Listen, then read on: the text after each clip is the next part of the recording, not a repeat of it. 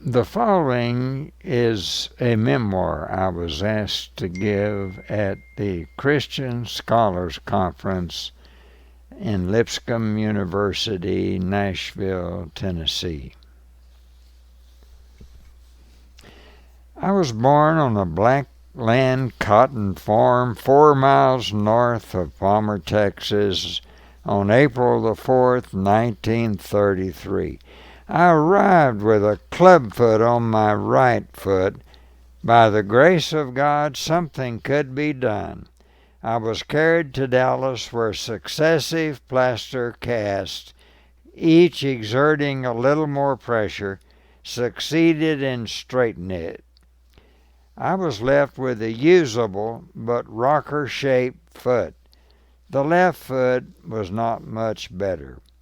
The doctors described both feet as flexible feet, so flexible that I could slip a laced-up shoe on and off.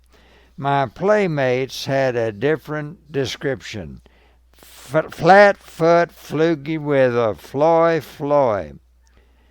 My uncle, D.A. Epps, owned the farm where I was born. We always called it the home place.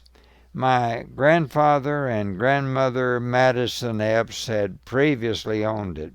My uncle purchased it when the estate was settled. We were there as tenant farmers. Both my mother and my sister Fay were born in this house. When I arrived, there were already 3 children. Ralph, then 18, Marquita, 16, Dell, 14, and 1 year later, Fay. These siblings were to play a critical role in my growth and development. This farm was a cut above most farms, for though we were on a black dirt road, it had a gasoline-powered Delco unit that generated electricity for the house when it was running. We mostly used kerosene lamps. The house was big and comfortable and painted white. It also had extensive orchards of pear, peach, apricot, and plum. I remember helping my mother spread peaches and apricots on the corrugated metal roof of a shed to dry. Mother would then make fried pies that were delicious indeed. It was good cotton land. With proper rainfall, it produced good crops. My father was a hard worker. Although there was no tractor, he was able to produce good crops with a team composed of 1 horse, Nat, and 1 mule, Biggin. But he was a poor manager. My mother said that in the fall he would always hold out for higher cotton price, and when the price plummeted and he was forced to sell, he could scarcely pay the bank the loan for putting in the crop. I had arrived in the middle of the Depression. Needless to say, this was an unplanned birth. My mother was 40 when I was born, and my father was 50. 1 year later, my sister Fay arrived, equally unplanned. Only 1 grandparent was still living, my grandmother Epps, and she died shortly after I was born. Both of my grandfathers were born in 1850, before the Civil War began.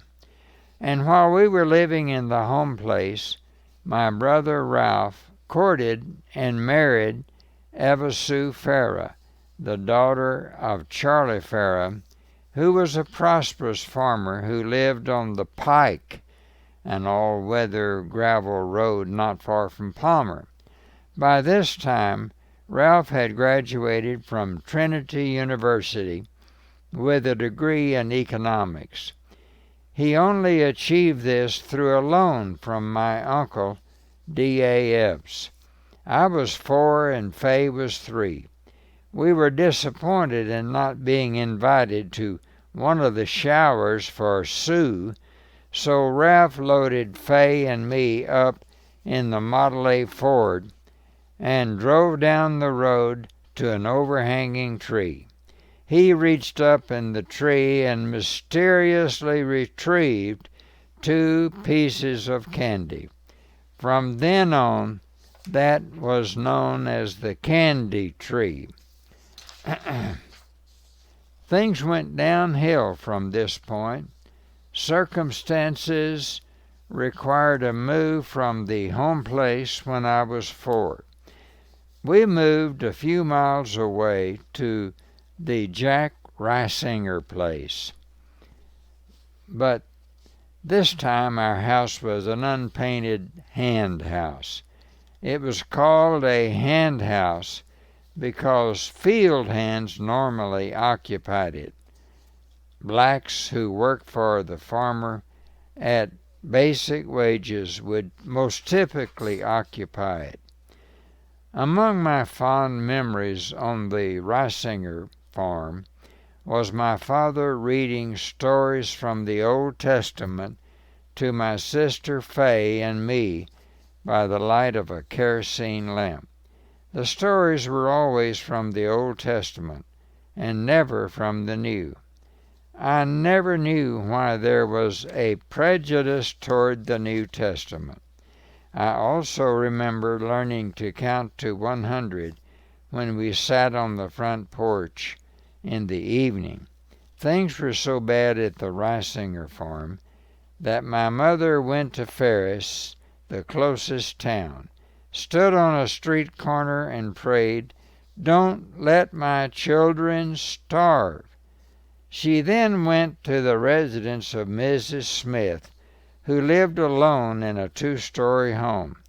She was greeted by Mrs. Smith at the front door. She said, "Maisie, I have just been thinking about you. Would you be willing to help me with the housework?" My mother was a firm believer in prayer. We moved into the 2nd story of her home. Ferris is where I started the 1st grade. I can only imagine the negotiations required to get my father to move with us. My brother Dale had attended high school at Ferris and was a halfback on the football team. He was offered an athletic scholarship to go to college, but it was not enough to make it possible. He went to work at a service station in Ferris. Ralph and Sue, meanwhile, taught at Berry, Texas, where he coached the basketball team. Ralph then received his master's degree from North Texas State Teachers College in Denton, now the University of North Texas, and later completed coursework for his Ph.D. He taught at Marshall, Texas, and after this went to work for North American Aviation. Marquita had finished business school in Dallas and was attending Pearl and Bryan Church of Christ, where she met Jack Carrington. They fell in love and married. Jack too went to work for North American. They had 2 sons, Bryce Lee and Jack Hewlin.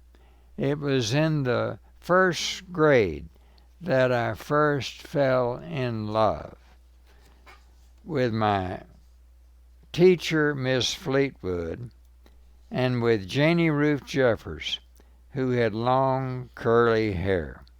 I never worked up enough courage to speak to Janie Ruth during the entire year of the 1st grade. My father worked as a farm laborer from sunup to sundown 6 days each week for $1 per day.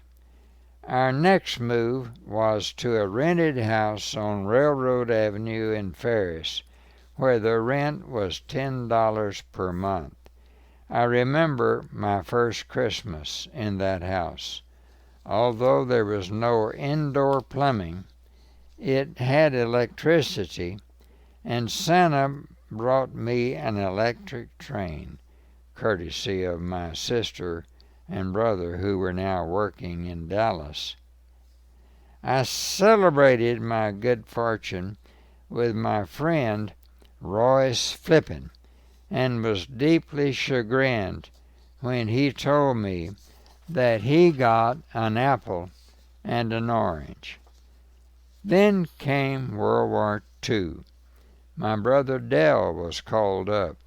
It was a frightening time to see him leave to catch the train for his physical, first at Ennis, then at Dallas. But what a delight to see him return late that evening. He had failed the physical, and because one leg was shorter than the other, he didn't make the grade.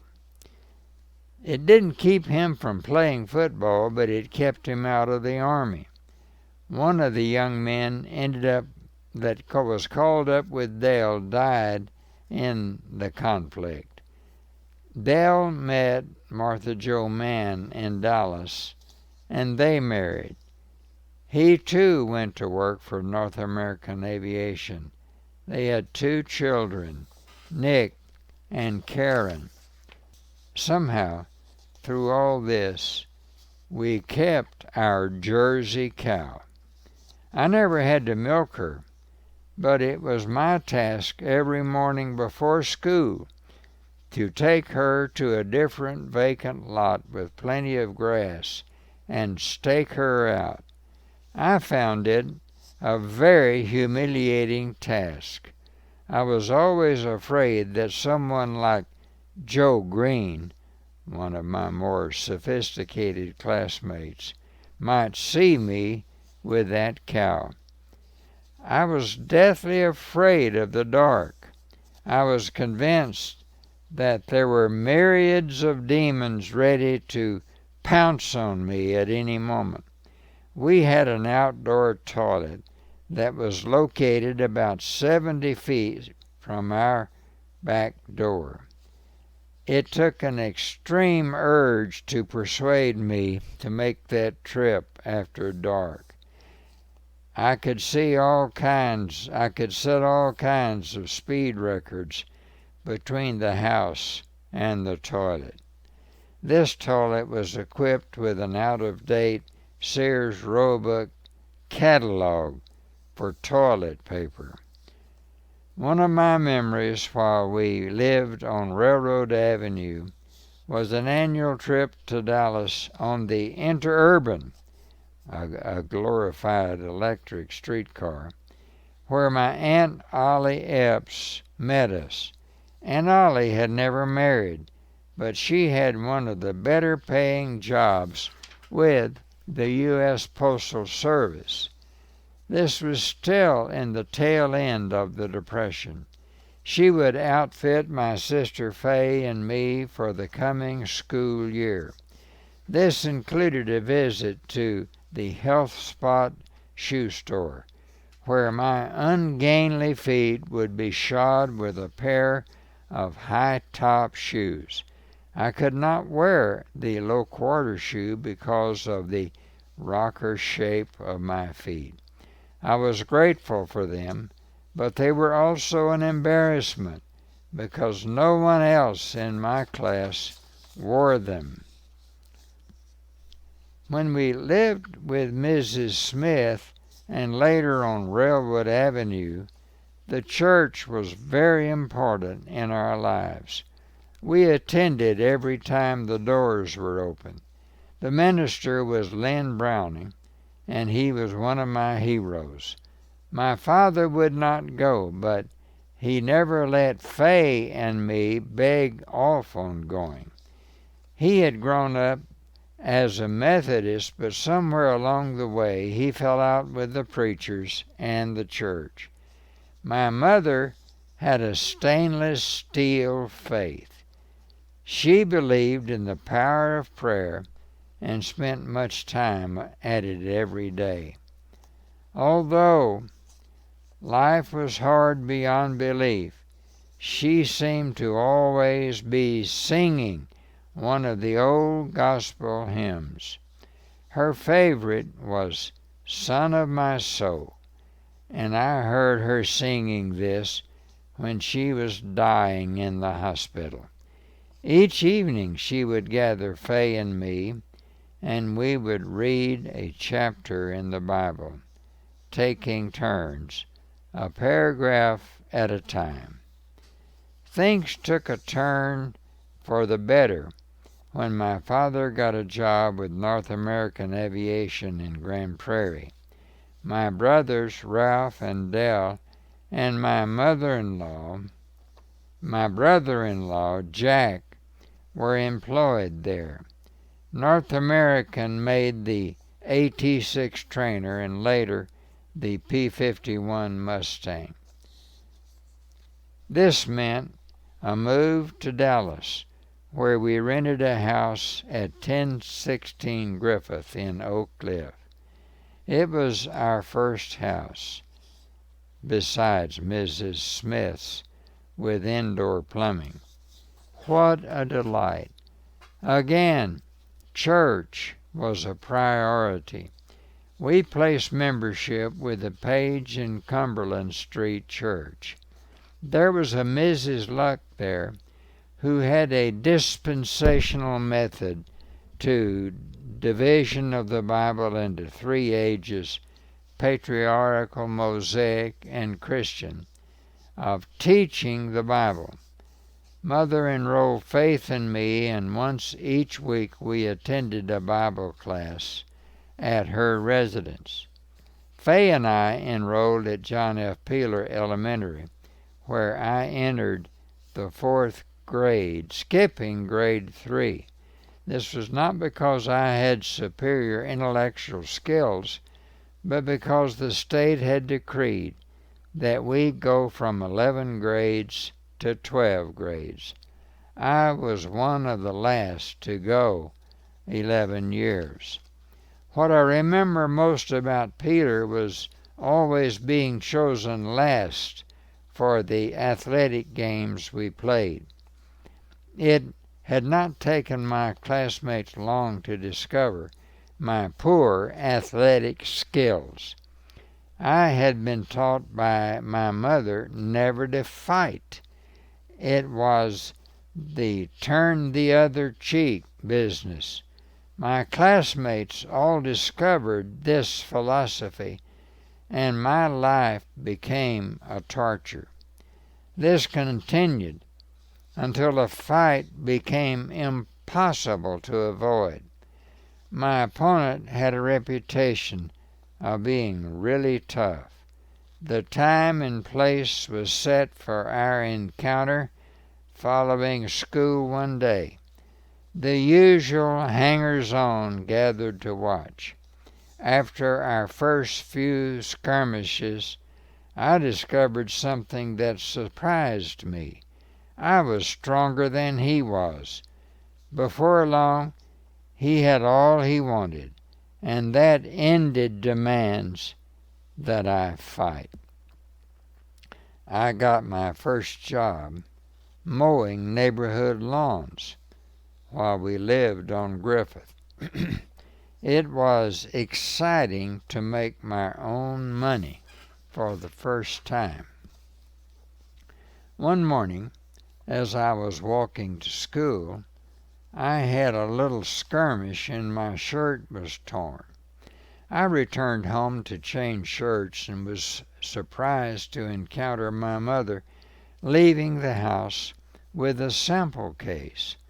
She was leaving to sell Herbert's Story of the Bible door to door. Apparently, this had gone on for several years, and I had never known it. I found this unsettling. For whatever reason, she had kept the knowledge of her part-time work from Fay and me. While living on Griffith Street, my friend Monty, who lived across the street, introduced me to smoking. At first, it was grapevine that we found in abundance in a nearby woods. We then graduated to his father's pipes. His father was away in the army. I had been told that if you sucked on a lemon, no one could tell you had been smoking. Each time I returned home, I would go by the refrigerator, suck on a lemon, and feel safe until one night, that is, my mother called me home. I made my usual trip by the refrigerator and went to bed. She came in and sat on the edge of the bed. She said, "Dwain, how long have you been smoking?" It was not, "Have you ever smoked?" or "Have you ever thought about it?" It was, "Case closed. Facts are in. How long has this been going on?" And the disappointment was strong in her voice.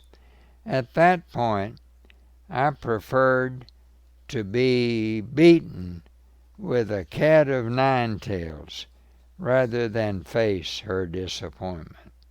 That ended my smoking experiments for several years. When I had finished the 4th grade, we moved to Grand Prairie. Again, we found the church, the 4th and Church Street Church, where Logan Buchanan was the minister.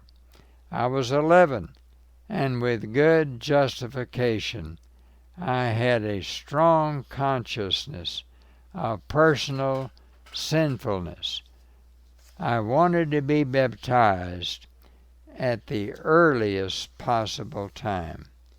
With trembling and fear, I went forward, and Logan Buchanan plunged me beneath the water, and I came up with a great sense of relief.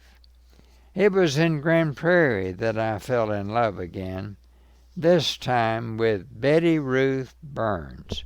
I never spoke to her either, but I admired her from a distance. One of my classmates trapped skunks along with his father. I didn't have any classes with him, but I could always tell when he had been in the classroom. I had an uncle in Santa Ana, Texas, who was wealthy by our standards. Uncle Marshall took pity on my mother and made her a gift of $5,000. And with that, she bought a home in the Oak Cliff section of Dallas, and we moved to 1227 South Brighton in time for the 6th grade at Winnetka Elementary School. And then it was on to the 7th, 8th, and 9th at W.E. Griner Junior High. During this time, I carried a paper route for the Dallas Times-Herald, and later got a job as a soda jerk in a drugstore on Hampton Road. Again, the church played the dominant part in our lives. It really was my entire social life. Men like Jim Pilla, George Chairs, Claude Chairs, B.C. Ballard, and Ed Reinfeldt were a strong influence in my life. Wilkin, Big Chief Bacon, trained all of us in a chorus that went on Sunday afternoons to a singing almost every weekend. And it was about this time I had my first date, Claudia Chairs. She was a lovely person, but we had to go on the streetcar, and I was miserable. I never had another date on the streetcar. Already, an obsession with cars had set in. My brother Dale had a 1939 Chevrolet, and my brother Ralph a 1940 Ford, and my brother-in-law Jack had a 1941 Chevrolet. I would help wax and polish whenever I had the chance. And by this time, the problem with my feet was becoming severe. I was having a lot of pain. My mother took me to an orthopedist, Dr. Felix Butte. He told me that I had to have surgery on both feet. He could fuse certain bones and give me more comfortable feet.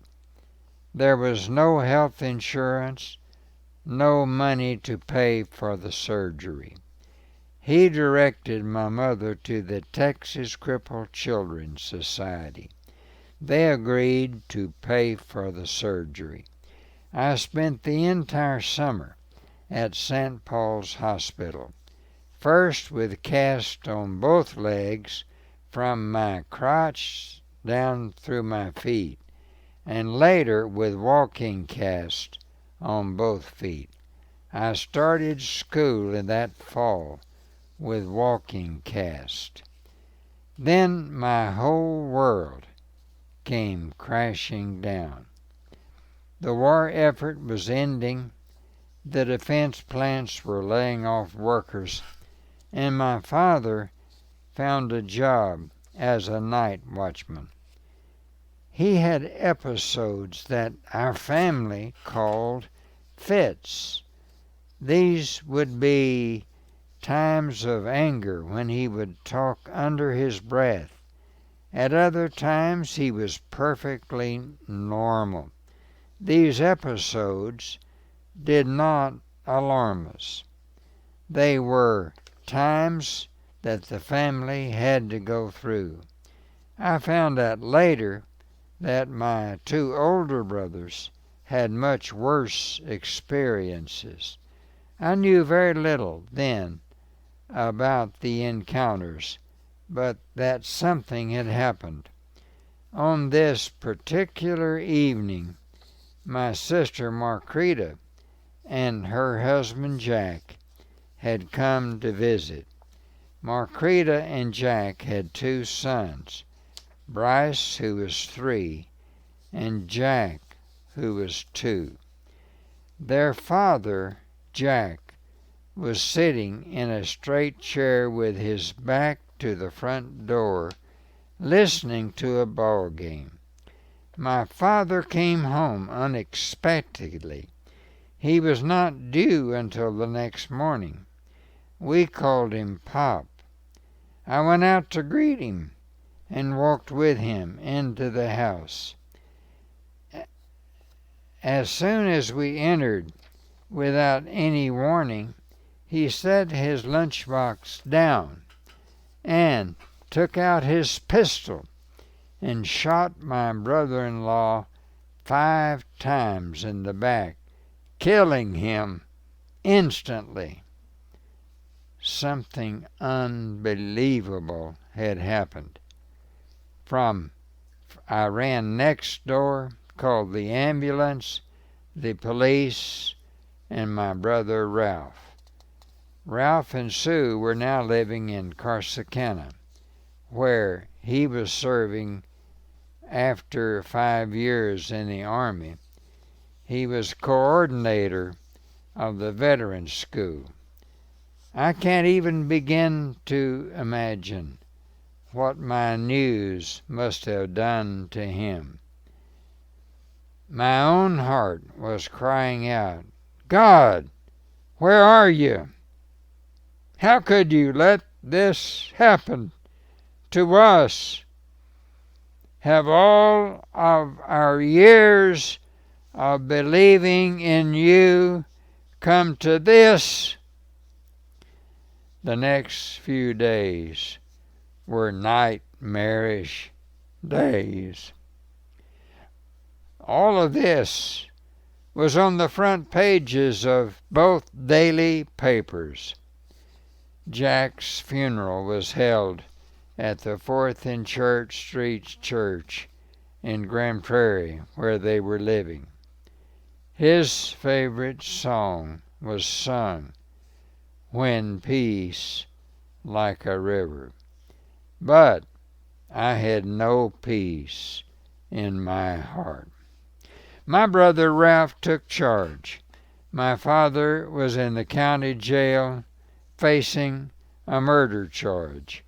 He and Sue paid for the best criminal attorney in Dallas, Maury Hughes, to represent him. Psychiatrists examined him and came to the conclusion that he was suffering from paranoid schizophrenia. He went before a judge and was declared insane and remanded to the state hospital at Terrell and confined in the unit for the criminally insane. If this event had happened in today's Texas, he might very well have received a death sentence, even though he was a very sick man. I went to see him at the county jail in Dallas and at Terrell, and later when they transferred him to Rusk. All the institutions reeked of pine tar disinfectant. We did not talk about the killing. We only talked about our love and affection for each other. It was very hard to go back to school, but for once my classmates were merciful. I pondered on the text in Romans 8. All things work together for good for those who love the Lord. I couldn't see anything good coming out of this. Years later, I now have a gift that enables me to help others through unbelievable trauma. I have the rock-solid confidence that whatever happens, the Lord will never leave us. I thought He had left us. I realize now how wrong I was. At this time, I was attending W.E. Griner Junior High School. My favorite teacher at Griner was Mrs. Powledge. One day she gave us a pop quiz for which I was totally unprepared. At this point in time, making good grades was terribly important to me. I stole information from the person sitting next to me. When I turned in my paper, I was crestfallen at what I had done. I couldn't leave the classroom. I went to Miss Powledge and told her what I had done and asked her to give me a 0. I felt much better after that. Since I now had wheels, I found it a wonderfully liberating experience. My social circle was still my church circle, and it now included the guys I knew at 4th and Church Street Church in Grand Prairie. We would meet to shoot pool, but remarkably never to drink. Going out with girls began in earnest about this time, but always within this church circle. When I finished the 9th grade at Griner, I went on to Sunset High School. In general, high school was a good experience for me, though I always moved on the periphery. I had a terrible self-image and was extremely shy. I never dated a girl from my high school, though there were many I worshiped from afar. There was never a question that I would go to college. Ralph saw to that. The question was, how would it be done financially? Again, Texas Crippled Children's Society came to the rescue. They gave me a scholarship that covered tuition to North Texas State. I had my acceptance, a scholarship, and I had also arranged for a part-time job. My life was one constant series of activities: school during the day and work at A&G grocery store in the afternoon, social activities in the evening. But one evening I came home and no one was there. The house was dark. I sat down on the front porch and reflected on my life. I saw my life before me in Technicolor, and it was not a pretty sight. I was going to church. I was running with guys who were Christians, but none of us were living up to our calling. I was suddenly filled with remorse and with tears asked for the Lord's forgiveness. I felt I had to make a dramatic change in the direction of my life. I resolved then and there that somehow, some way, I would go to Abilene Christian College, where I would have a better opportunity to find a real band of brothers. I had no idea how it could be done. The tuition was much higher at Abilene, and I had no job there. But there were two things going for me. My brother Dell and his wife lived in Abilene. They would likely provide temporary room and board. And there was my Uncle Arthur, the same uncle my brother Ralph had gone to. I went to see him, and he agreed to lend me the money for each semester's tuition at a nominal rate of interest. And then I talked to Dell and Joe, and they agreed to provide temporary room and board. I got my job at A&G. I quit my job at A&G and I left for Abilene. ACC had accepted me to the freshman class for the fall semester. It was already July and school started in September. I needed a job. I went everywhere looking and asking, but the best offer I received was 35 cents per hour as a soda jerk. I was making 75 cents at A&G. Finally, I got a job with Leidick Hooks Roofing at 75 cents per hour. The man who hired me took me to Mrs. Baird's plant that was under construction in Abilene.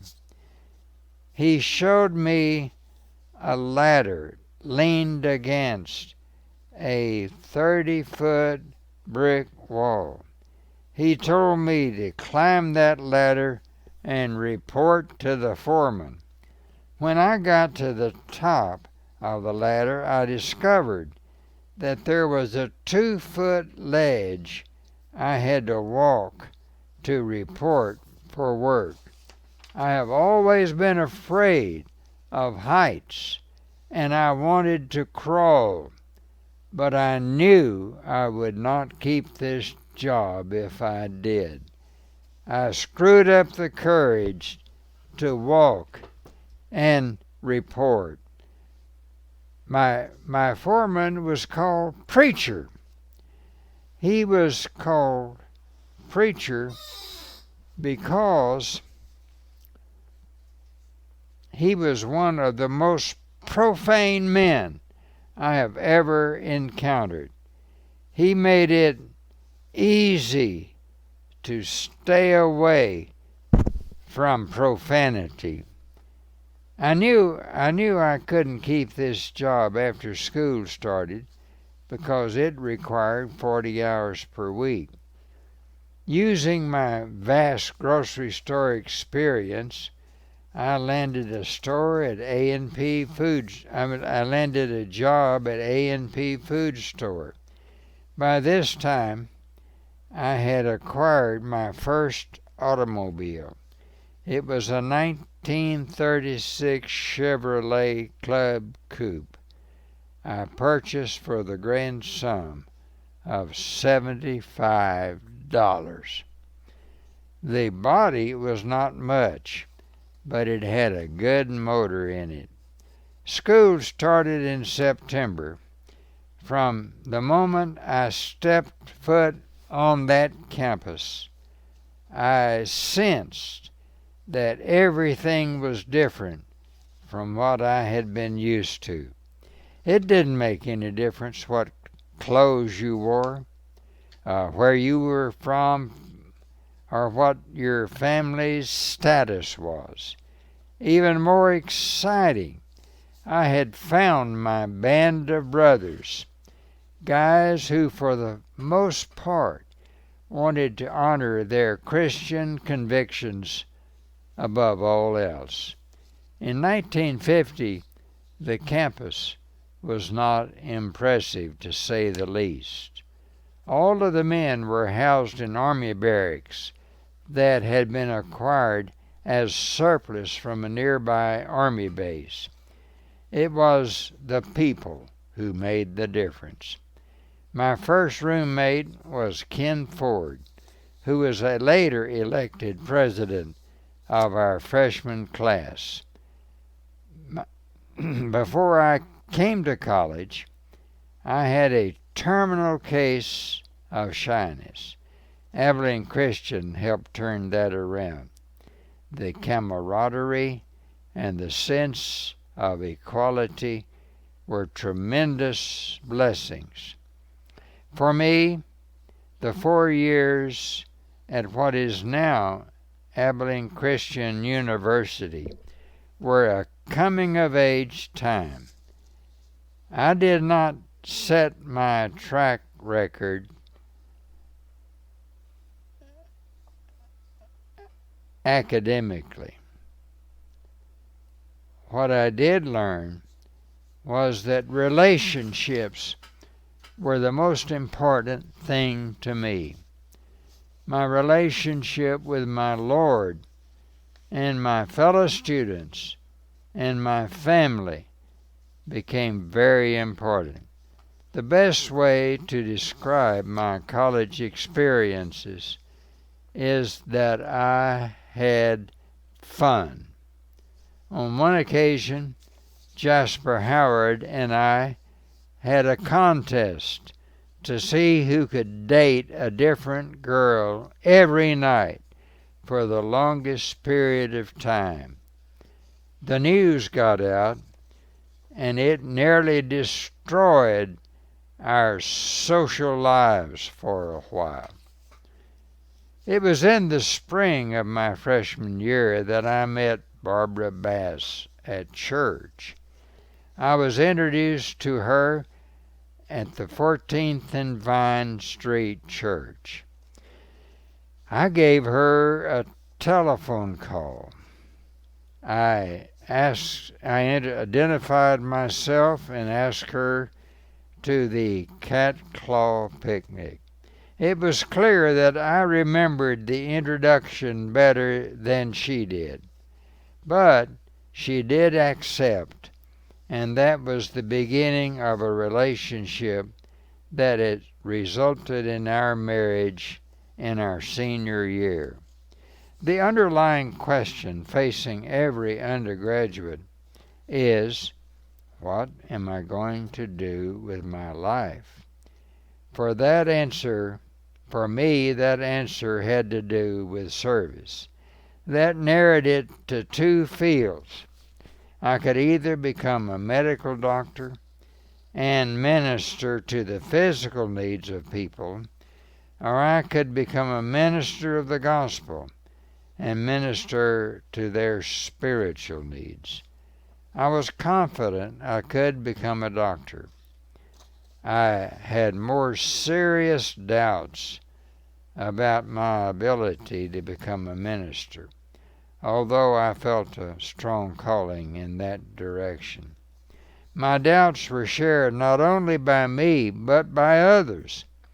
Dr. Carl Bakeen told a friend of mine, after hearing one of my early attempts, that he wanted to come to me and say, "Dwain, there are a lot of things you can do in life, but preaching is not one of them." During my sophomore year, Dwight Eisenhower and Adlai Stevenson were running for president. Eisenhower on the Republican ticket and Stevenson on the Democratic ticket. We had a campus debate in which John Jones and Max Leach represented Eisenhower, and Jack Scott and I represented Stevenson. Stevenson lost the election. I hope I had not contributed to that loss. So for a period of time, I became a pre-med major. Barbara and I talked about becoming a medical missionary and moving to some little town where our services could be used. A friend of mine, Rudy White, intervened. He invited me to preach at the small church in Truby, Texas, where he was preaching. I worked up a sermon on 1 Corinthians 13 and went over it in the barracks dormitory where I was living. I decided to invite Barbara and another couple to go with me on that preaching assignment. I got up to deliver the sermon, preached it, and quoted every scripture I could think of, and some I was not so sure of, and sat down in the total elapsed time of 5 minutes. It was abundantly clear that there were few students at Abilene Christian who were less suited for the ministry than me. But by this time, I had a burning desire. Mid-semester of my junior year, I changed my major to Bible.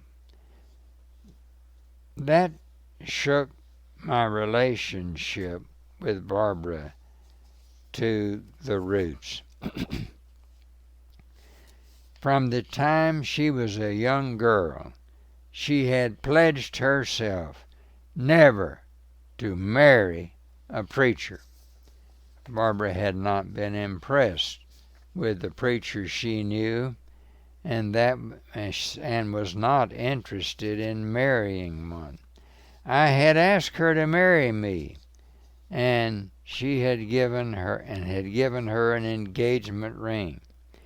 Things became so rocky about my major change that I finally broke the engagement.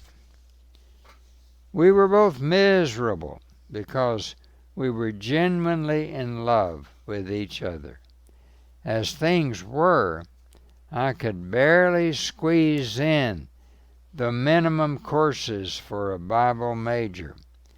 I took courses in the summer months between our junior and senior year. She lived in Abilene with her family. I asked to see her. We both knew we wanted to be married. She told me that she had decided she could be a preacher's wife. We gave her mother very short notice and were married on September the 5th, 1953, our senior year at Abilene Christian. In retrospect, it was very selfish of me to ask her to undertake a life that was repellent to her.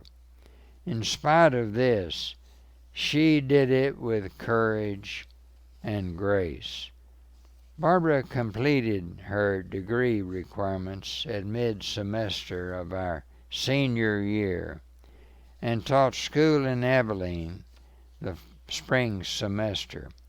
I was taking 18 hours preaching at Shields, Texas on Sunday mornings, speaking on a radio program in Coleman, Texas, and serving as the night manager of Hotel Wooten Drug in Abilene. In spite of all I could do, I lacked an English course and a French course to have enough hours to graduate with my class. Barbara graduated with honors, and I began looking for a church that would employ me as their minister. Dr. Overton Faubus arranged a tryout sermon with the church in Coolidge, Texas. I spoke for them, and miraculously they hired me. For me, preaching was an incredible experience. It was fearful, exhilarating, and challenging to the core. I had just turned 21, and I could hardly believe that I had the responsibility of communicating the Word of God to His church. And I was so ill-equipped. I had not even been able to squeeze in the course on preparation and delivery of sermons. I had taken the minimum number of Bible courses because I was so late in choosing that major. I felt the need for more training, but I could see no way to get it. In spite of my poor preparation, the church seemed to do well under my preaching. I began to receive invitations to speak to other churches in the area. I was making a modest $65 a week, but I loved it. I loved everything about it. I liked the pastoral work, visiting the sick, the hospitals, offering a word from the Lord, and a prayer for healing. I especially loved preaching. Then Barbara gave me some good news. She was pregnant. Our daughter Lisa was born December 23rd, 1954. What an absolute delight she was. In the spring semester, the local school lost a teacher, and Barbara was asked to take her place. We found a black lady to take care of Lisa, and with an introduction to the culture of the South. She would not come to our front door. In fact, she was horrified at the idea. I too was horrified, but for the opposite reason. She would not sit down at the table and eat with us. When I insisted, she became so anxious I gave up with the effort. This was 1954, the year of the Supreme Court decision in the case of Brown versus the Board of Education. The court had found that segregated schools were unconstitutional. They struck down the old ploy, separate but equal. The schools were separate but never equal. The churches were also separate, and they were not equal. I decided that this would be an appropriate time for a word from the Lord to the church where I preached. I edited a church bulletin that I published weekly, and I prepared an article on James, the 2nd chapter. I inserted the words black man instead of poor man and white man instead of rich man. It created quite a stir, but only one man quit the church, a big, raw-boned farmer named Gus Bowling from the little community of Delia. I loved Gus, and I think he loved me, so I went to see him. When I got to his home, he saw me coming. He was standing in the yard, and by the time I got up to him, he was red in the face.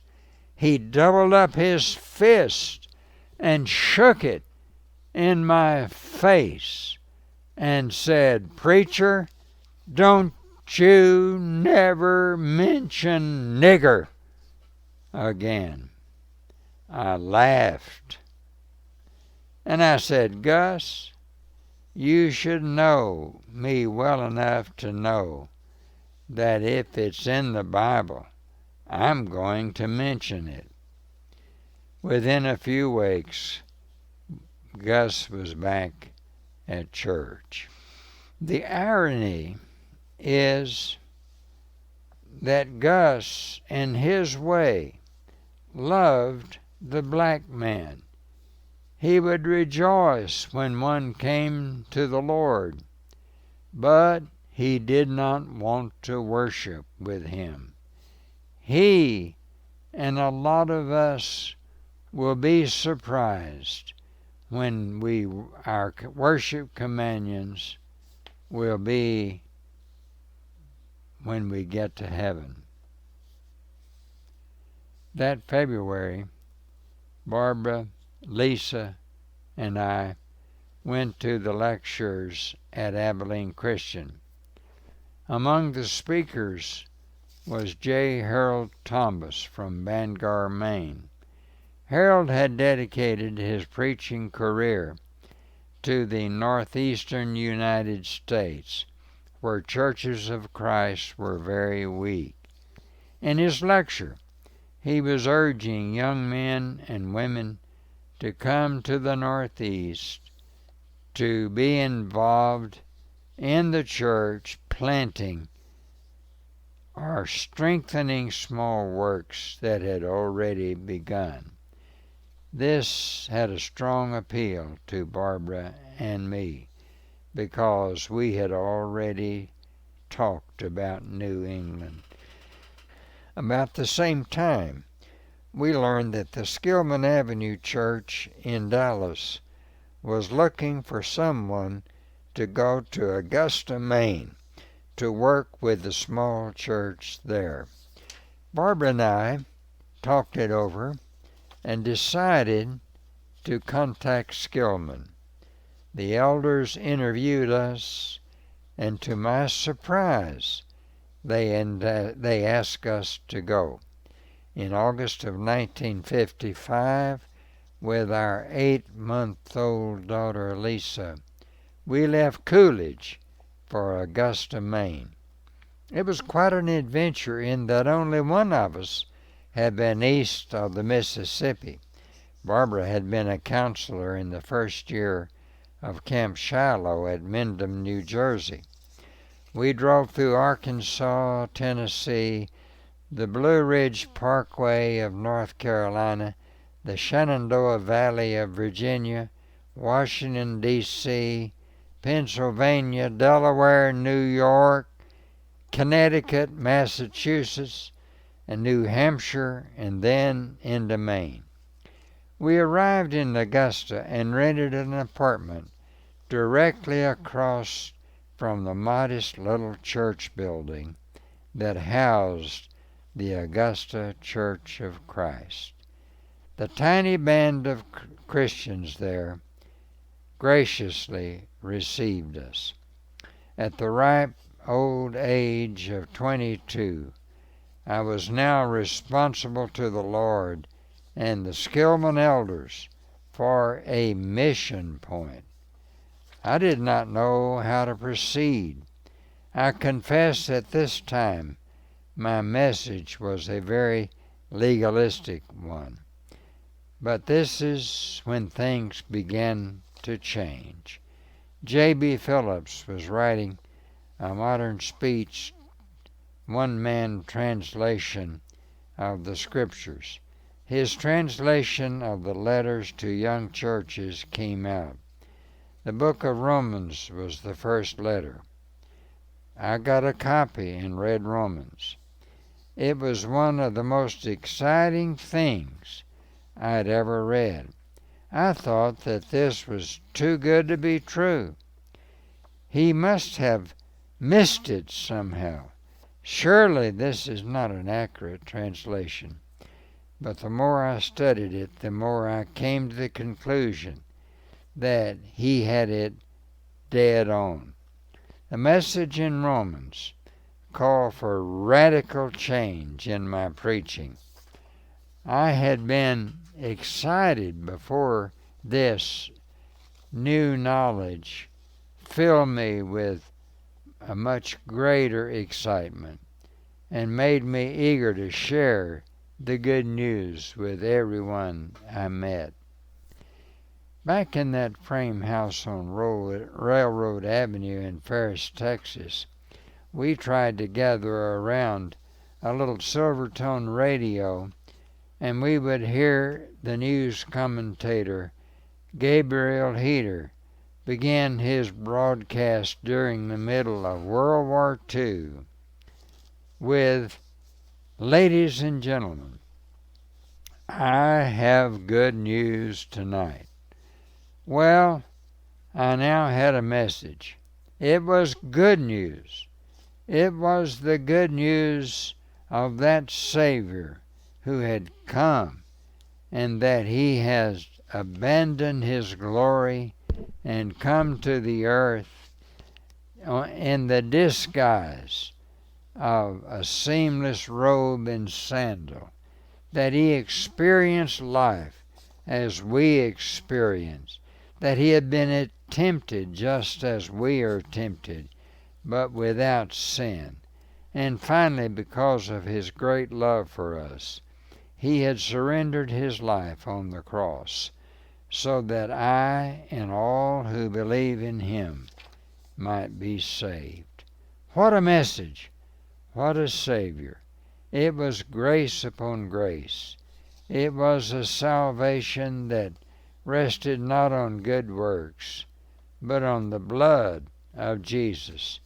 And to think that this poor, fumbling, inexperienced, unprepared preacher had the privilege to proclaim it was mind-boggling. The 3 years in Augusta were a huge blessing to Barbara, Lisa, and me. We developed relationships that have lasted a lifetime.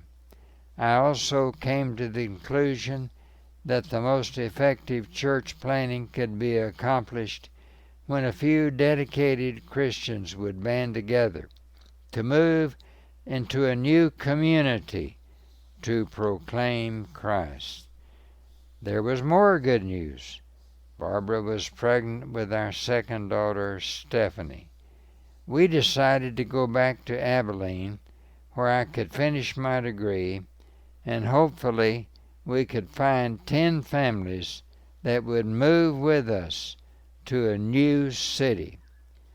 We moved in with Barbara's parents, and Stephanie was born June 5, 1958.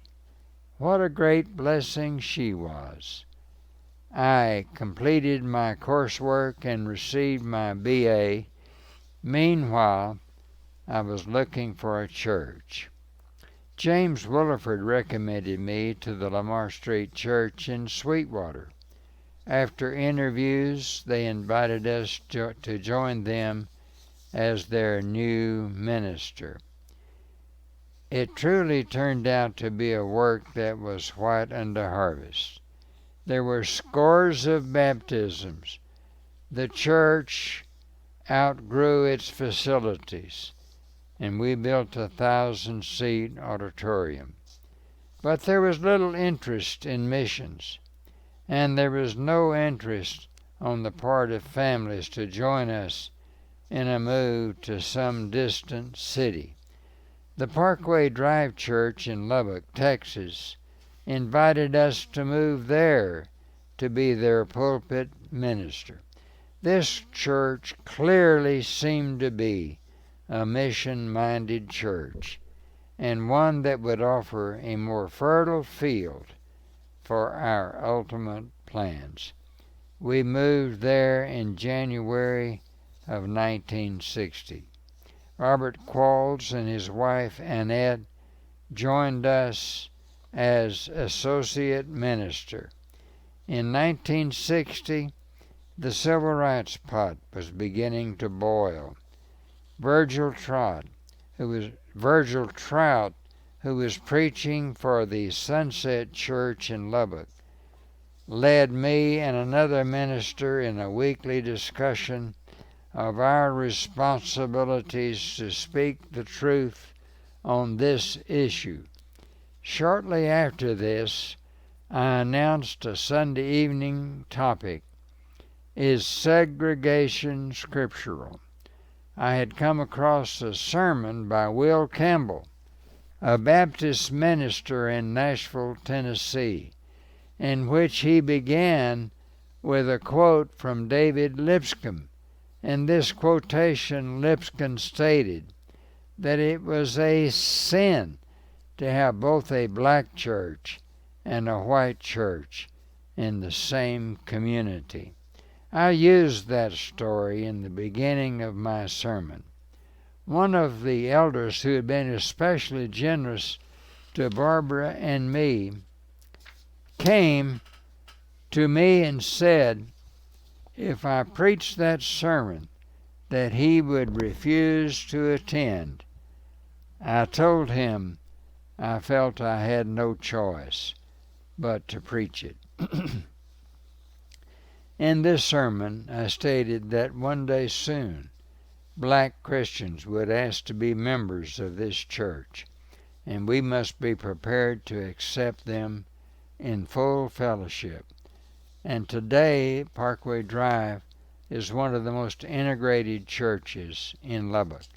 In Lubbock, we found a fertile field for our idea of church planning. We soon had 12 couples, including one of our elders, who were committed to move to a new city and form the nucleus of a new church.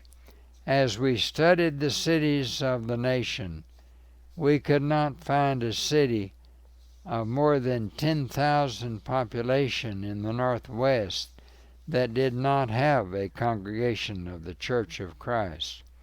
There were numerous cities of more than 100,000 population in the Northeast that had no Church of Christ. So we focused on the Northeast.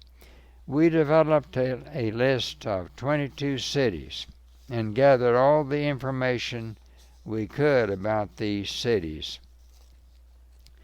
I had come across some of the information forms that industry used when they contemplated a move to a new city. We adapted these to our purpose. Through our research, we narrowed the list of cities to 7: Lowell, Lawrence, Averill, Massachusetts, Waterbury, Connecticut, Middletown, Connecticut, Albany, New York, and Bay Shore, New York. The Bay Shore is located on the south shore of Long Island.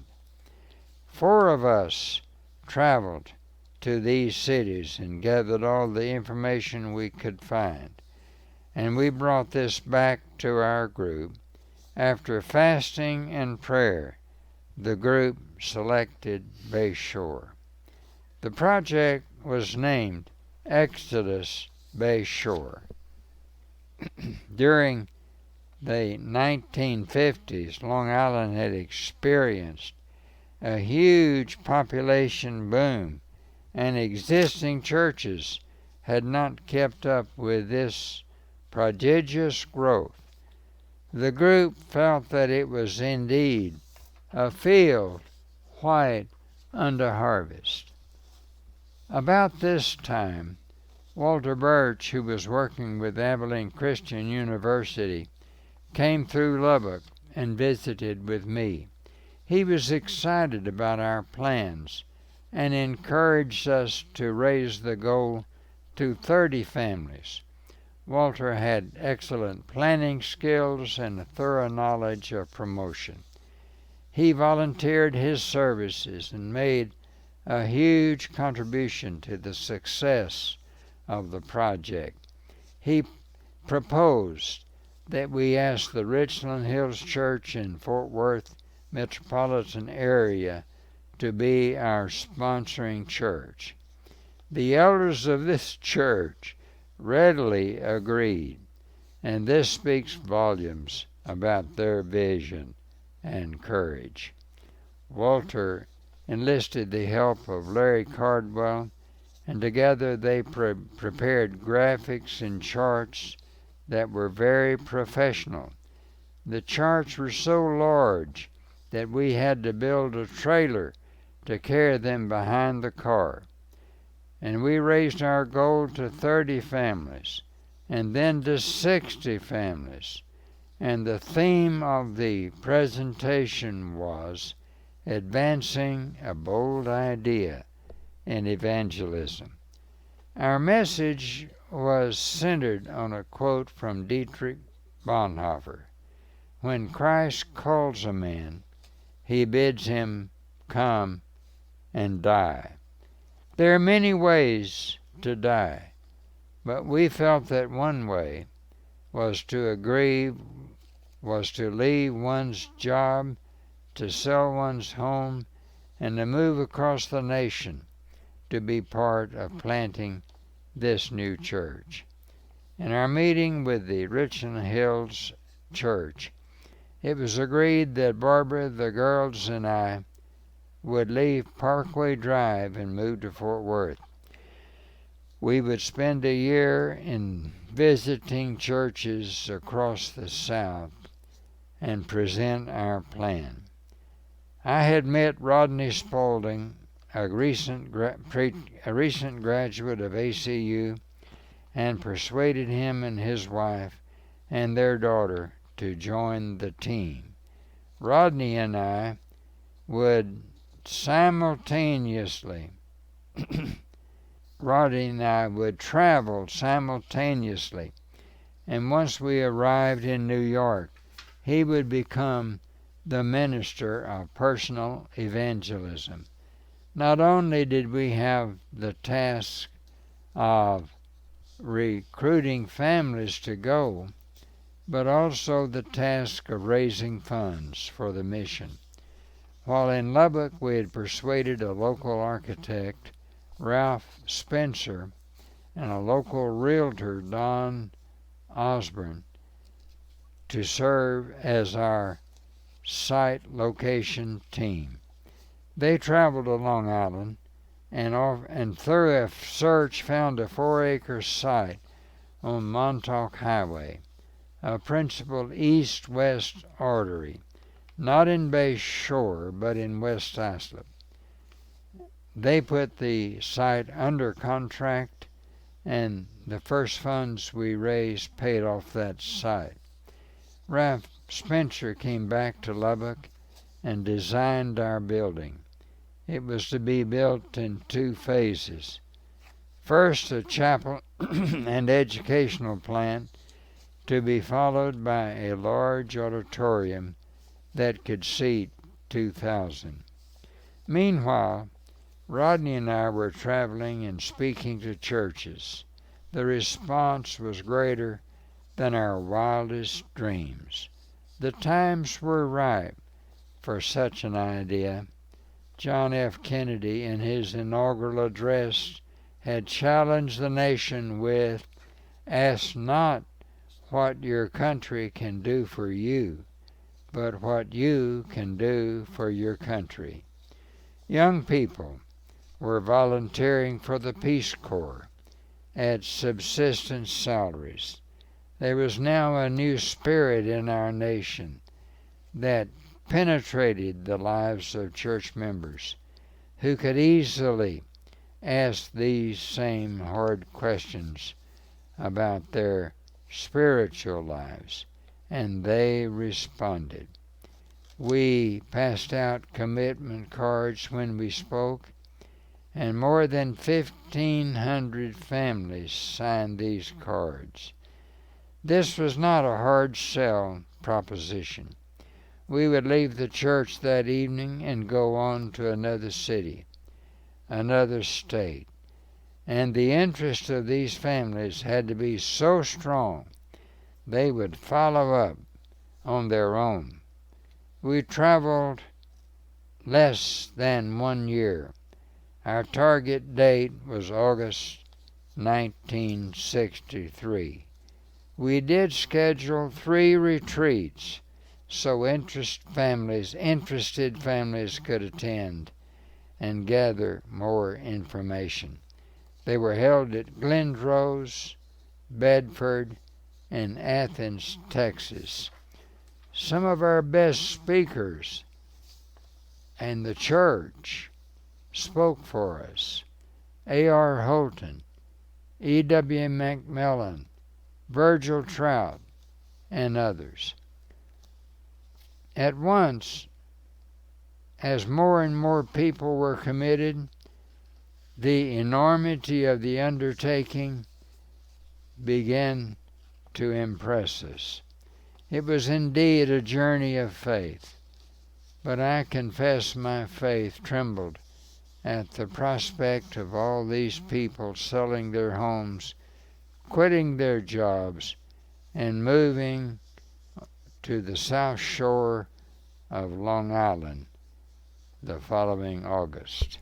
I enlisted the help of my brother Ralph and his wife Sue. He agreed to chair an employment conference that was set for the Baker Hotel in Dallas in January of 1963. We collected resumes from all who were committed to go. Ralph and I traveled to Long Island to talk to major employers. We truly had butchers, bakers, and candlestick makers. Most of these people were professional people. We went to the employment centers and showed them our resumes and explained that these people were coming in August out of their faith commitment. We asked them to send employment counselors to our conference at their expense. Grumman and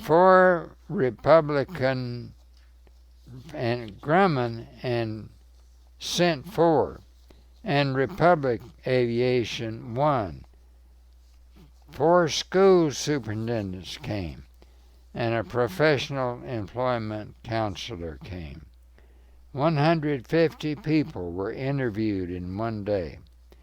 The church at Comac located on the north shore of Long Island, had a team of ministers who gave us invaluable assistance in this effort. All of us became aware that there was a power greater than any of us at work here. I don't know of anyone that was hired at the conference, but the ground was laid for future hiring. As time drew near for our departure, we had 86 families committed. Another trip to Long Island, and we rented some vacation cabins known as Wolf's Cabins that were modest indeed, but could provide temporary shelter. We also offered a temporary worship. We were offered a temporary worship center by the Jewish rabbi in Bay Shore. On February 15, 1963, Time magazine did an article, complete with picture, on their religion page that was entitled, "The Campbellites Are Coming." Unfortunately, they used phrases that we had not used, like we had chosen the area because of a novel blend of wholesomeness and godlessness. Other articles were appearing in Fort Worth Star-Telegram, Long Island's Newsday, and other papers. My wife Barbara and our 2 daughters had made an enormous sacrifice while I traveled. Just before our departure, Barbara and I took a trip to New Orleans to have some time alone. This was something we desperately needed. We then loaded our furniture, packed our car, and headed to New York. As we drove through New York City and the Southern State Parkway to Long Island, Barbara was crestfallen. It was not at all like the rural hills and dales she remembered from our stay in Maine, but with a kind of courage she soldiered on. On the first Sunday of August, 1963, we met in the Jewish Center with 136 in attendance. I preached on the text that records the words of Elisha.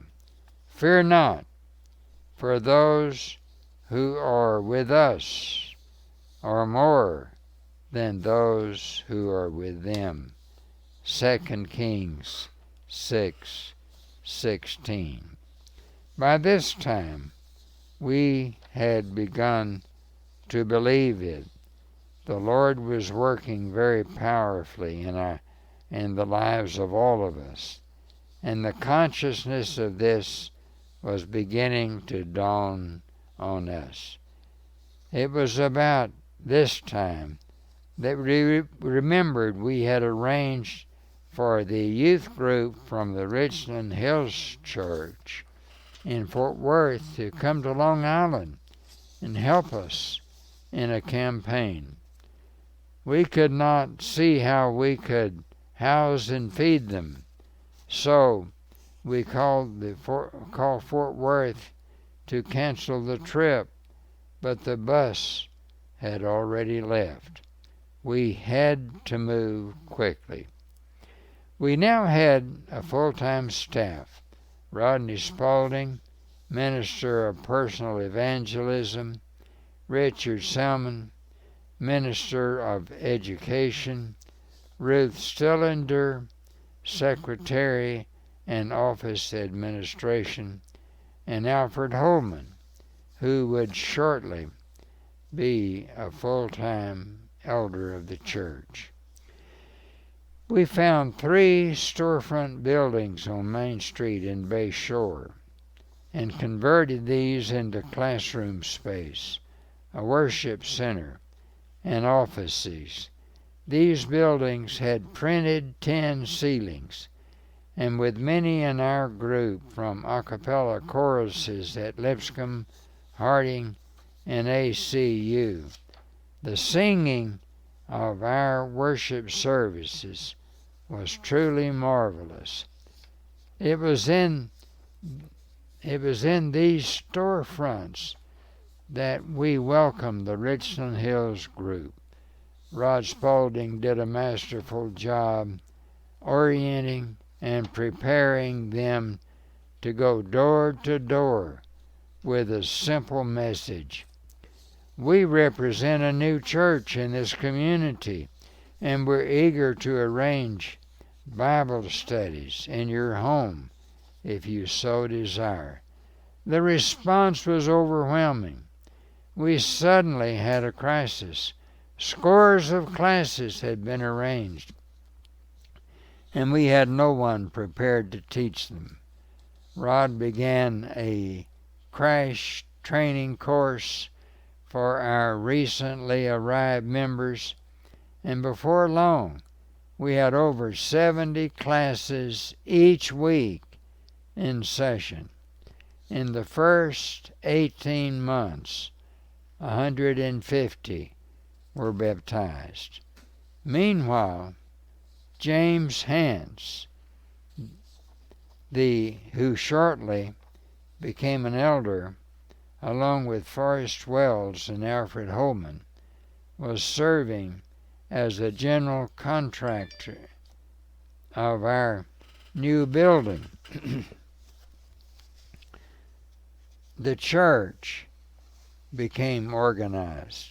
Housing and jobs were found in a very short period of time. The only person I remember going more than 2 or 3 weeks in finding a job was Lamar Baker. Lamar was an electrical engineer. There was such rejoicing when Lamar was hired. Grumman and the school districts were the principal employers. Jim Kite and his family arrived from Houston, and he went to Grumman. He was told, "Mr. Kite, we have never had an opening for someone with your qualifications until today." Incidents like this convinced us that we were not alone. The church quickly became organized. Housing and jobs were found in a very short period of time. A few weeks before, while we were temporarily officing at the Comac Church, I received a call from one Don Hames. He was a young single man whose 1953 Morris Minor had broken down on Sagticus Parkway, only a few miles short of his goal. He, too, was joining the Exodus. Little did I know at that time how deeply he would influence my life. He had been asked to leave reputable institutions such as Harding College and Abilene Christian, not for any moral reason, but for his failure to fit in. He had made it across the country with a borrowed credit card and spent the last of his money for a car repair in Joplin, Missouri. And what a picture he presented. He was disheveled, his eyeglasses were taped together, he was broke. He had few academic credentials to offer.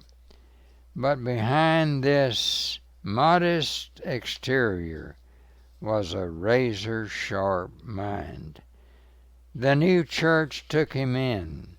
They fed him, they clothed him, they loved him. He soon gained a reputation as our torchbook theologian. Harper published paperback books on theology, and I think Don had read every one.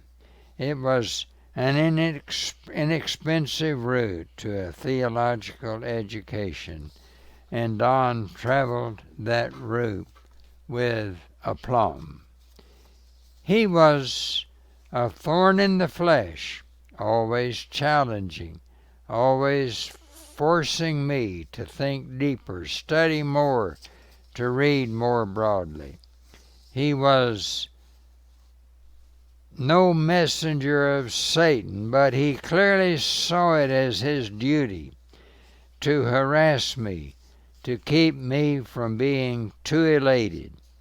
I was deeply blessed when the Lord sent him our way. Don's loyalty to that church continues unblemished to this day. Betty Hollis saw something in Don that other young women failed to see.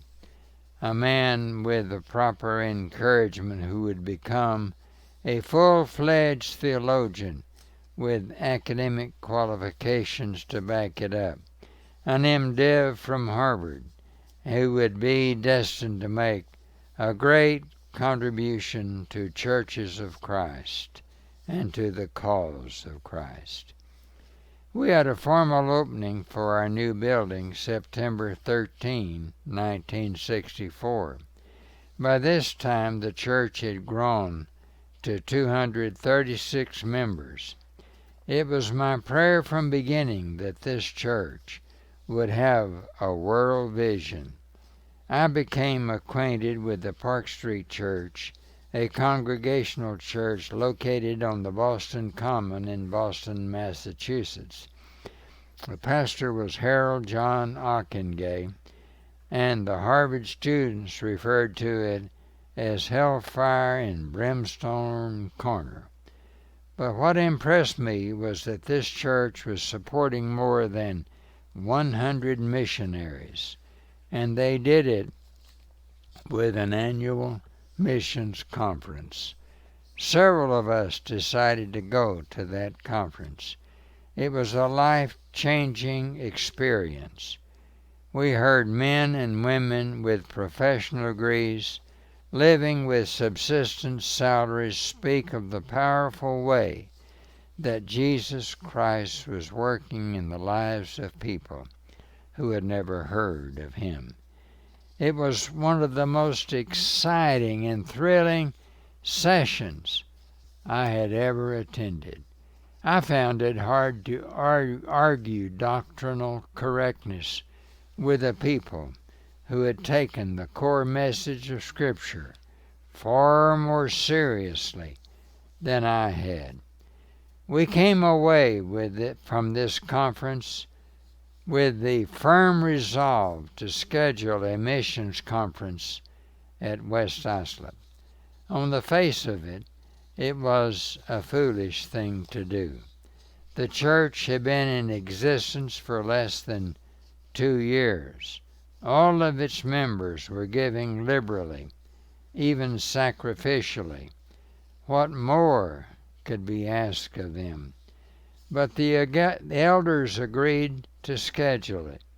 We set a goal to raise $30,000 in addition to our regular contribution. It doesn't sound like much now, but it was a huge mountain then.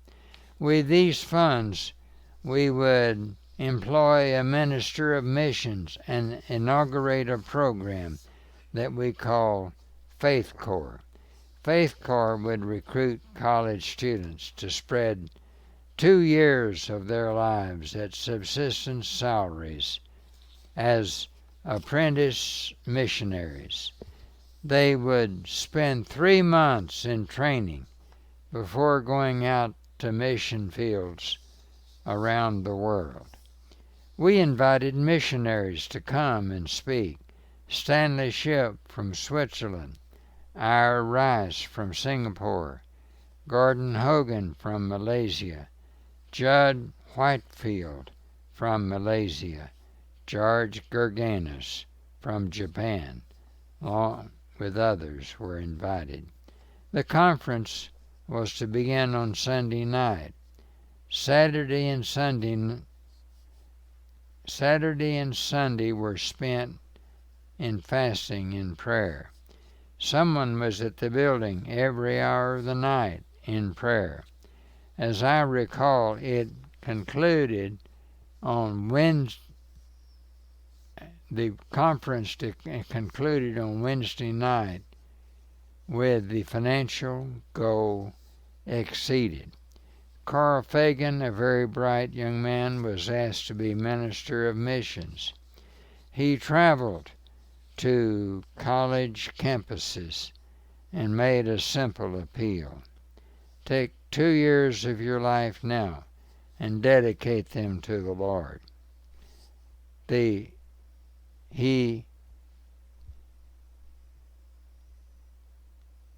responsible for raising your own subsistence support.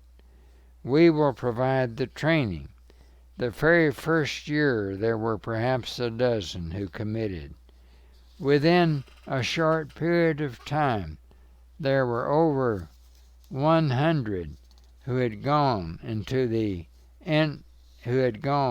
many into the inner city faith corps. Don Hames was a leader in that effort.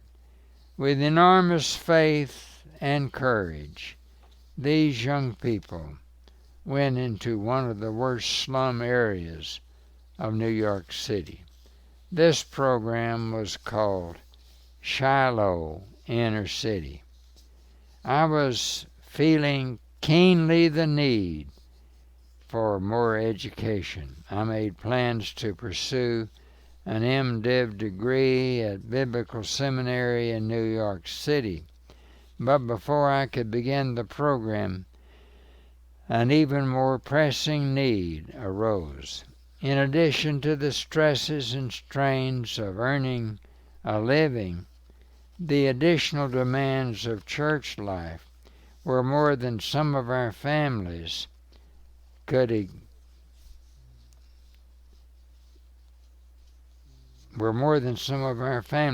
handle. There was a pressing need for skilled family therapy. I was invited to enroll in a program at Iona College, a Catholic school in New Rochelle, New York. They offered a master's degree in pastoral counseling, tailored to priests, nuns, rabbis, and Protestant ministers. I began this program in 1966 and completed it in 1970. It was evident to all of us that the church was changing. Our congregation was moving from a sect to a church. We had long discussions whether we should drop the name Church of Christ and simply be the church in West Islip. But we concluded that we would soon sectarianize even that. There was a growing social concern in the life of the church. Freedom marches were going on in the South, but we could not easily participate in these. We did take the lead among Long Island churches in getting the town of Islip to pass the first open housing ordinance. A number of the members spoke before the town council.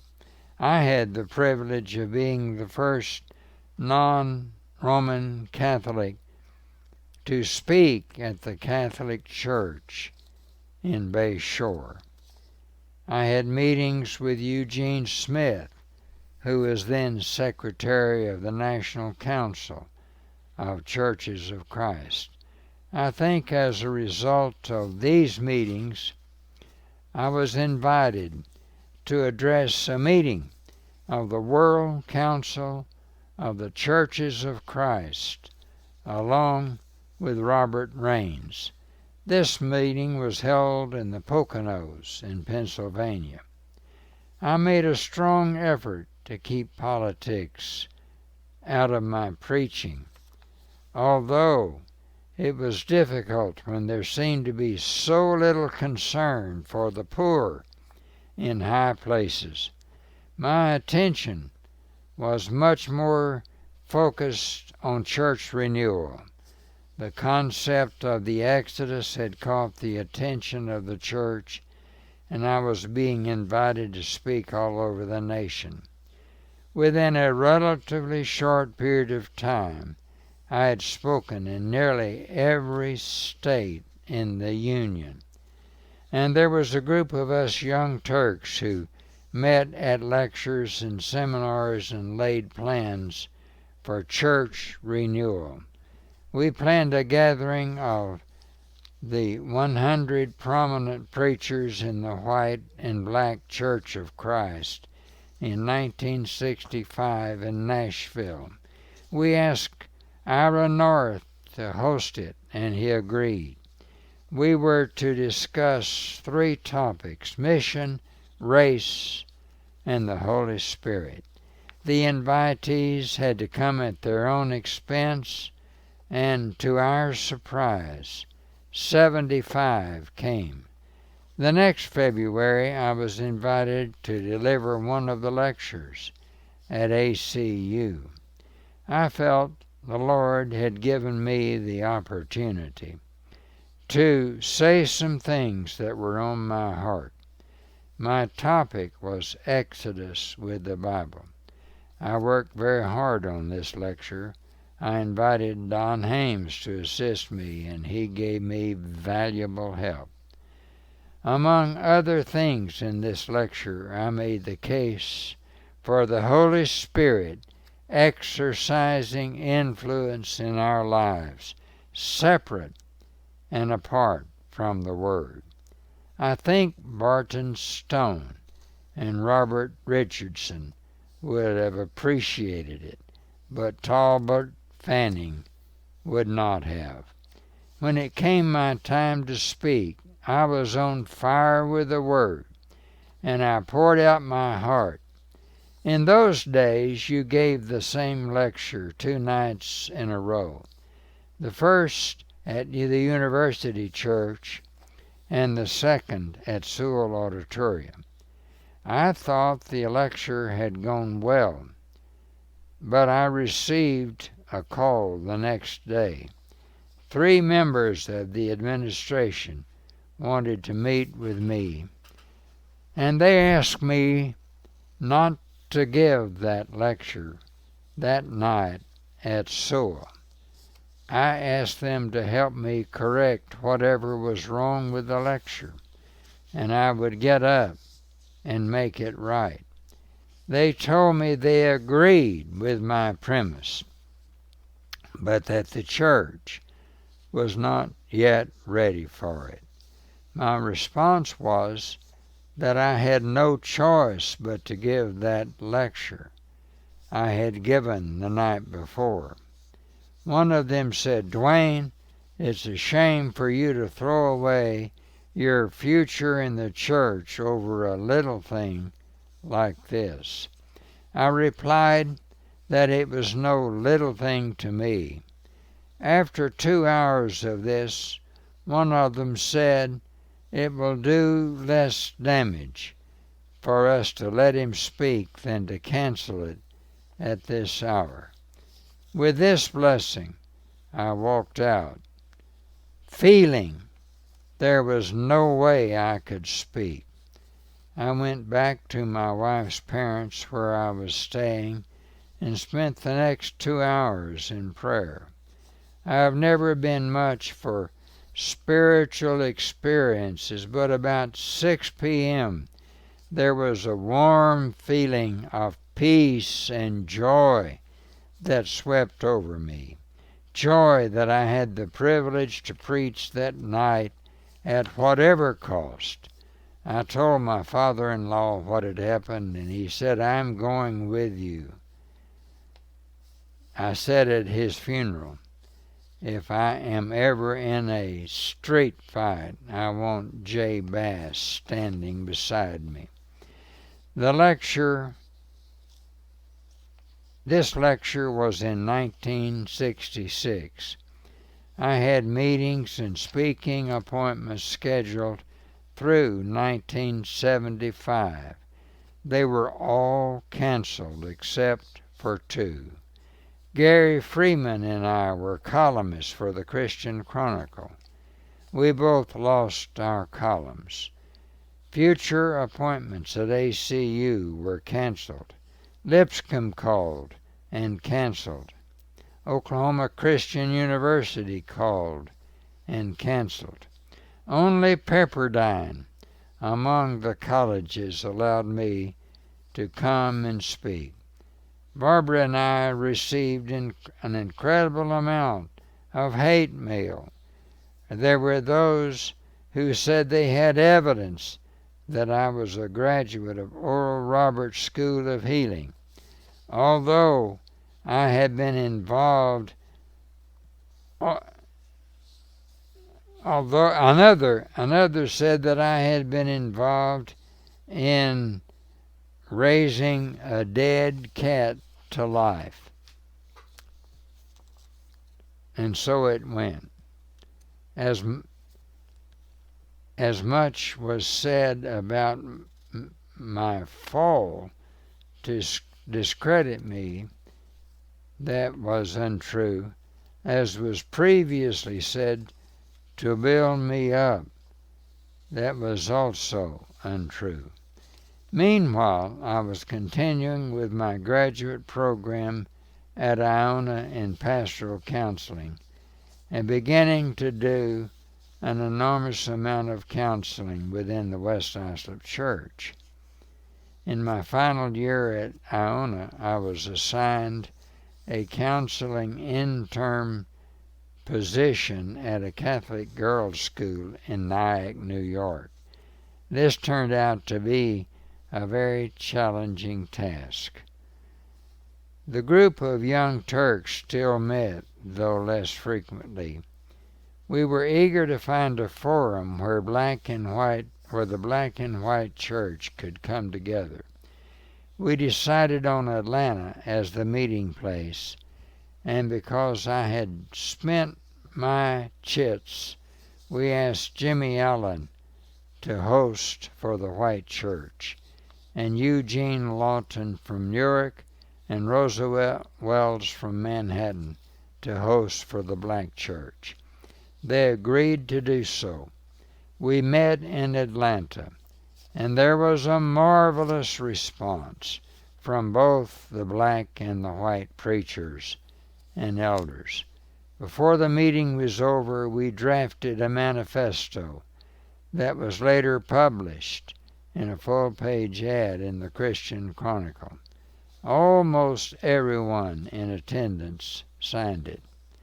Following my Abilene lecture, members of the West Islip Church began to get letters of alarm from home about what their loved ones had committed to.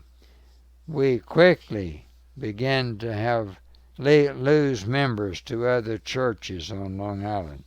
We could no longer support our staff. All of us went off the payroll. After a while, the elders felt I should come back, and I did. Prior to my lecture at ACU, we had been having over 400 in attendance. We dropped to less than half of that.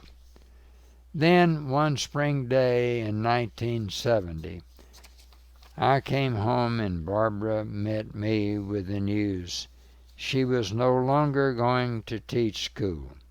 We clearly could not meet our obligations without her salary.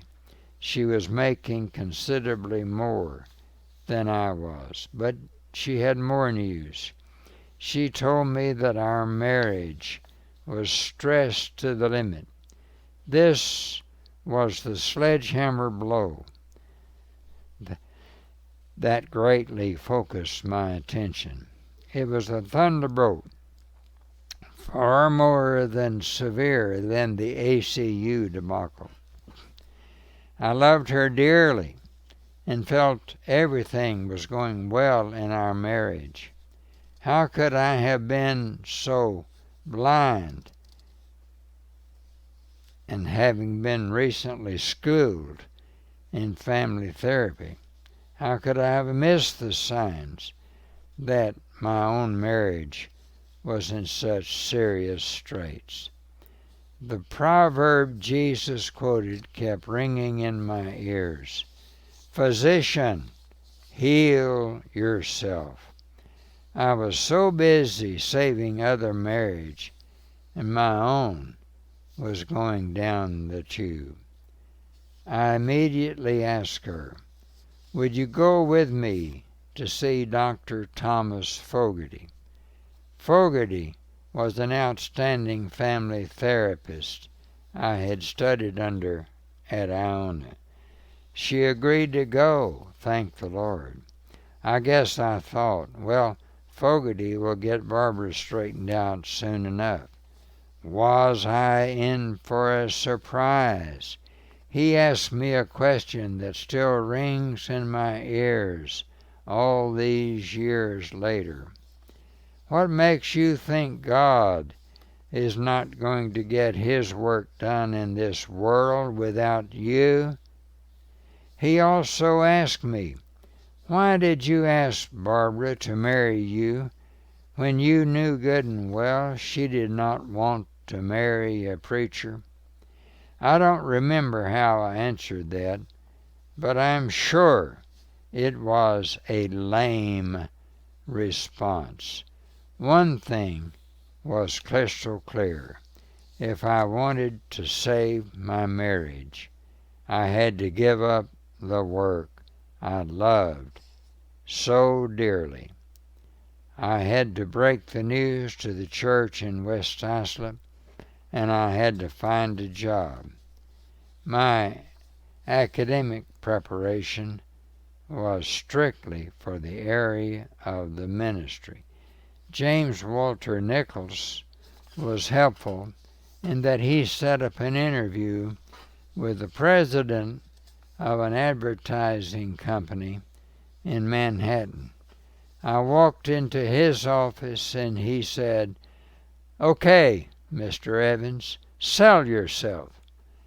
I don't know what I said, but somewhere in that conversation I said I could sell anything I believed in.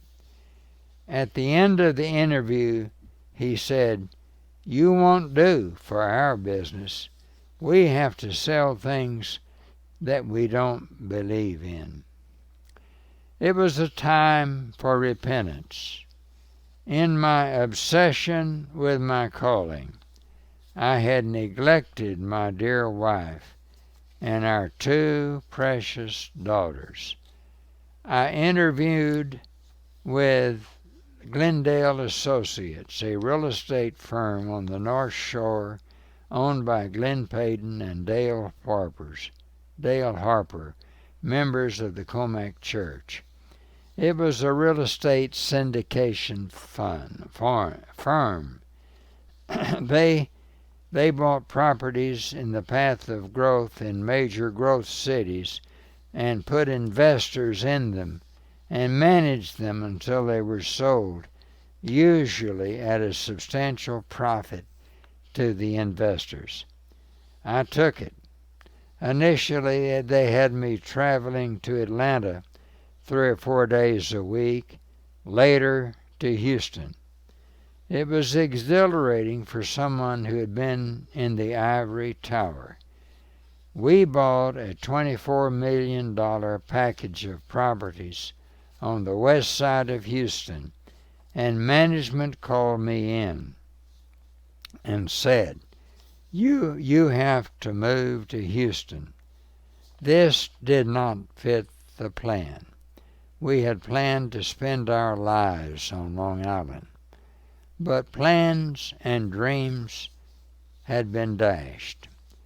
I commuted to Houston for nearly a year, and we moved to Houston in the summer of 1971.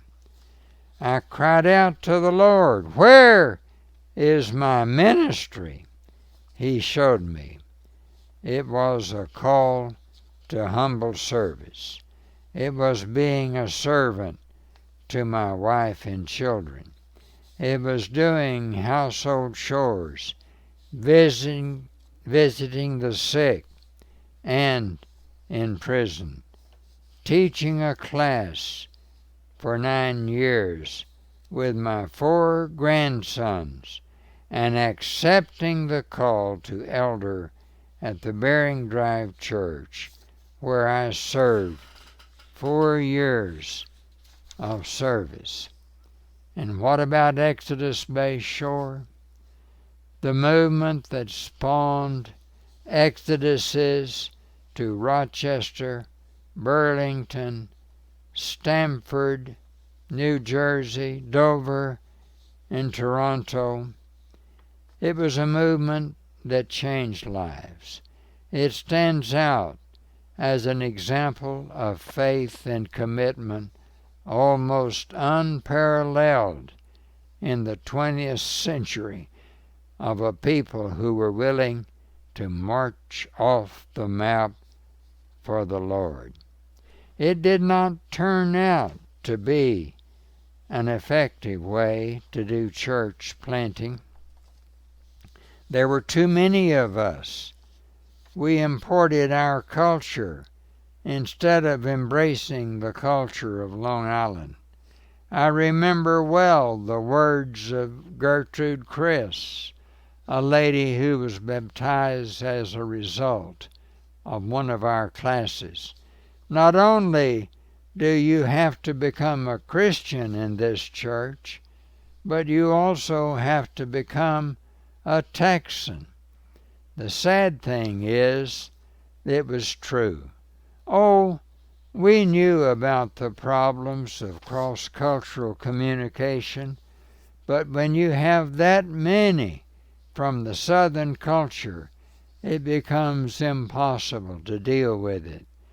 3 or 4 years ago, I conducted a survey of those who moved initially in the Exodus.